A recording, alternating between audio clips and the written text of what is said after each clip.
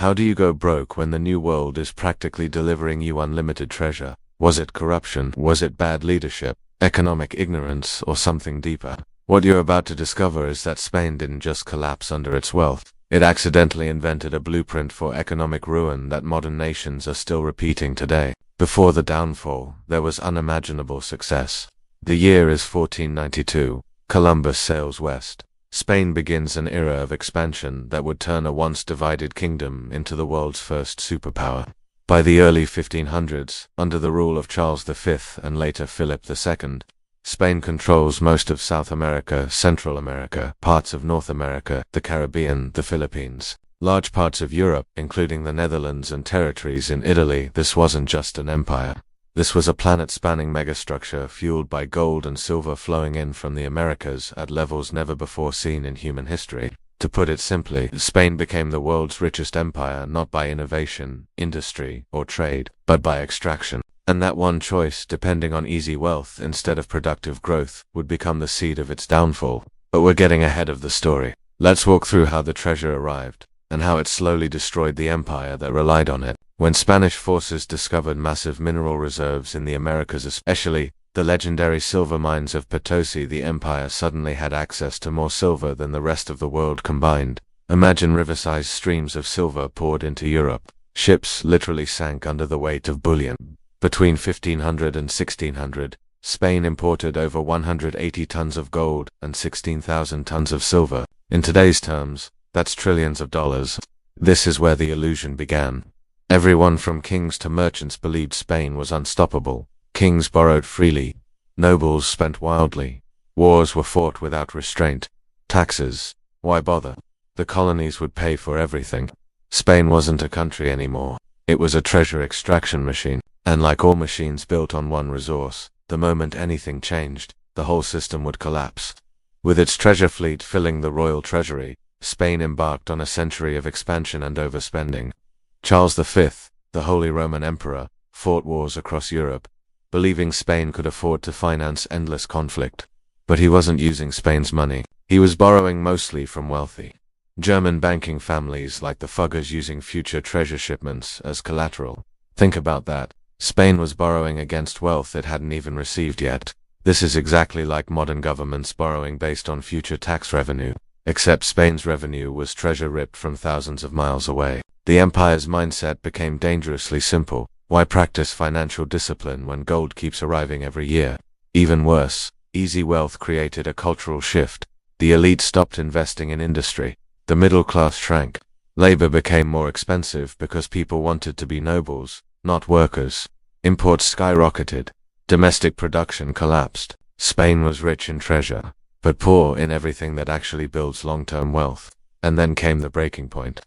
By the mid-1500s, the flood of precious metals had a predictable economic effect. Inflation. Massive, uncontrollable inflation. Economists today call it the price revolution.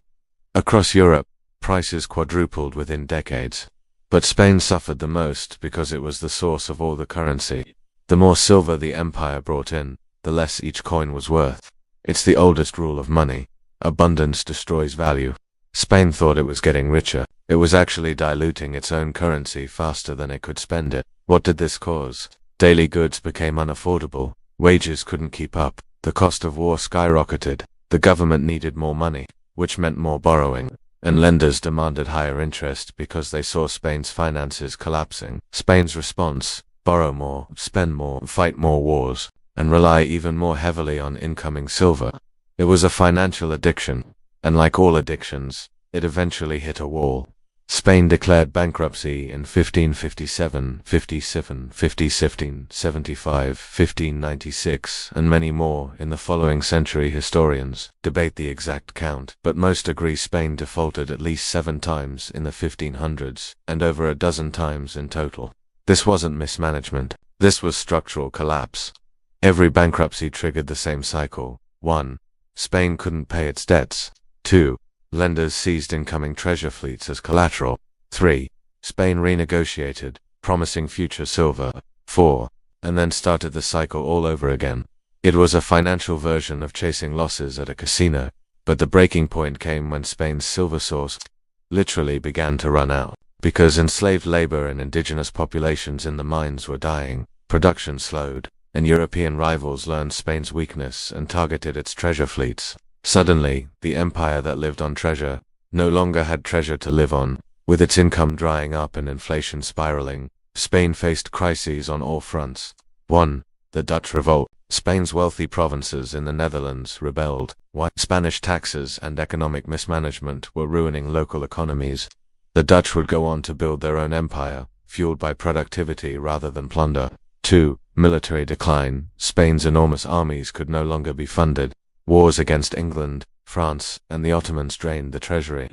The famous Armada, financed by loans Spain couldn't repay. 3. Domestic collapse because Spain focused on treasure rather than industry. England built ships, France built manufacturing, the Netherlands built banking, Spain built nothing. When silver ran out, the economy hollowed out with it. 4. The psychological collapse. Spaniards believed noble status mattered more than work. Work was seen as low class. The country cultivated aristocracy instead of innovation. The result?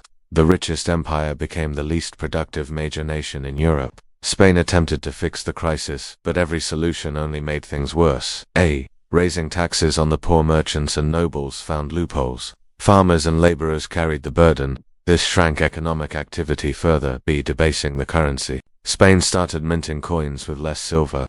People lost trust in money. Prices soared even more. C. Expanding wars to win more revenue. The empire launched more military campaigns, hoping victories would pay for themselves. But wars don't generate money, they consume it. D. More borrowing. Lenders now demanded insane interest rates. Spain still borrowed, and defaulted again. E. Import dependence. Spain eventually imported almost everything from grain to manufactured goods because its domestic economy collapsed.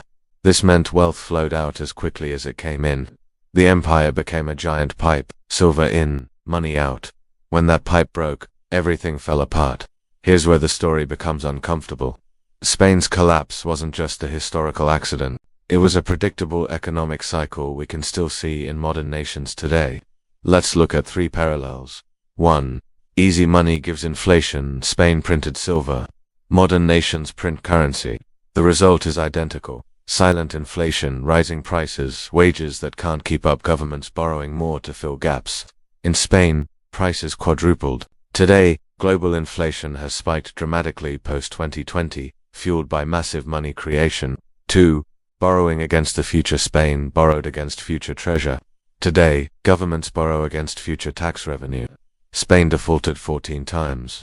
Modern countries haven't defaulted yet, but only because banks and central institutions keep refinancing the debt. 3.